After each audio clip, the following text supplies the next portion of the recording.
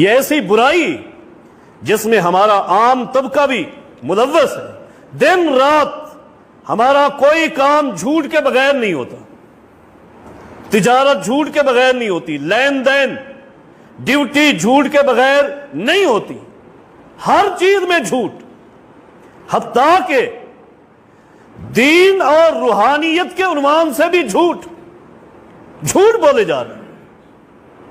کیوں؟ اپنی جھوٹی شہرت کمانے کے لیے. میں یہاں تک عرض کروں گا, میں آپ جانتے ہیں نام لینے کا عادی نہیں ہوں.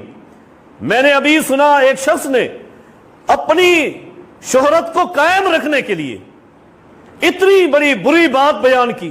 لوگوں نے سوال کیا, منبر پہ بیٹھے ہوئے سوال کیا گیا کہ نماز میں ہاتھ کیسے باندھنے چاہیے, ہاتھ کیسے باندھنے چاہیے.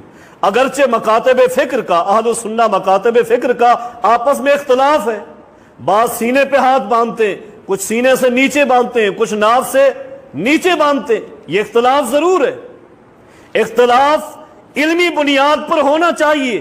اگر کسی مسئلے میں اختلاف ہے ہونا چاہیے, اور ہر شخص کے پاس جو علمی دلیل ہے وہی دے. جس کے پاس قرآن کریم کی جو آیت ہے, پیغمبر کی جو حدیث ہے, اپنے موقف کے لیے وہی بیان کرے, اس کو حق حاصل ہے, اس کو کوئی نہیں روکتا.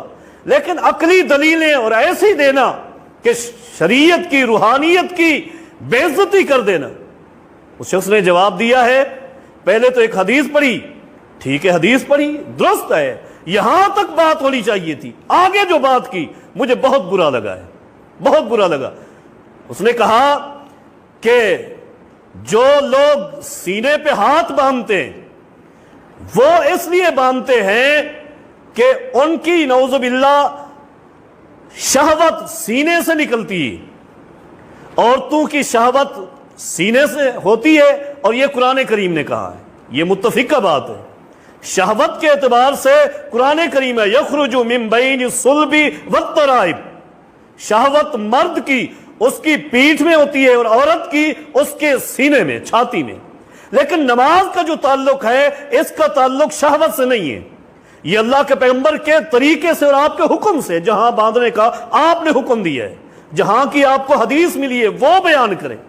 شہوت کو لے کر آنا, جواب دیا کہ عورتیں سینے پر ہاتھ اس لیے باندھتی ہیں ان کی شہوت سینے سے ہوتی ہے, اور عورتوں کے علاوہ جو لوگ سینے پہ ہاتھ باندھتے ہیں ان کی شہوت بھی سینے پر ہوتی ہے. وہ اپنی شہوت کو روکنے کے لیے سینے پہ ہاتھ باندھتے ہیں.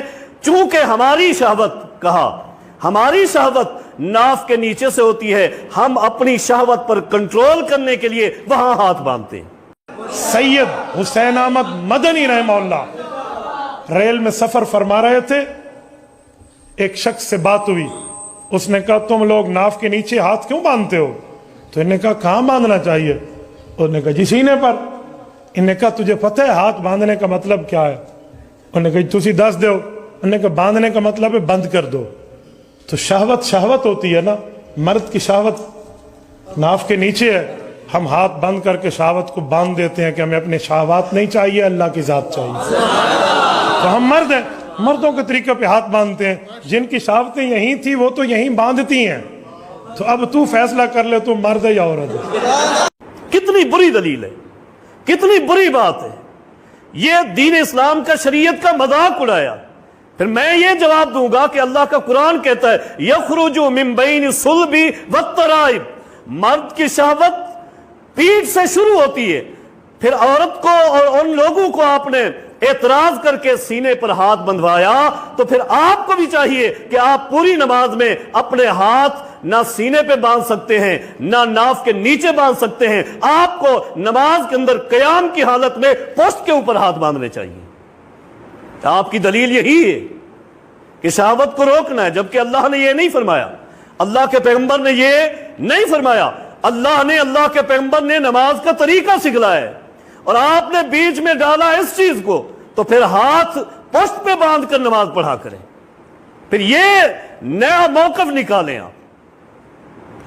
شریعت کا مذاق اڑانا, جھوٹ بول کر لوگوں کو اپنی طرف متوجہ کرنا. معاشرے میں عمومی جھوٹ بولے جاتے, ہم ان کو روکنے کے در پہ ان کے پیچھے لگے ہوئے کوشش میں ہیں کہ یہ رک جائے، اور یہاں روحانیت کے عنوان سے، دین کے عنوان سے جھوٹ بول کر دین اسلام میں داخل کرنا۔ اللہ رب کریم سے دعا ہے اللہ رب کریم ایسے تمام لوگوں کو ہدایت عطا فرمائے۔ اللہ رب کریم ہم سب کو قرآن و حدیث کی صحیح فہم عطا فرما دے، قرآن و حدیث پر عمل کرنے والا بنا دے۔ اقول قولی ھذا استغفر اللہ لی ولکم ولسائر المسلمین۔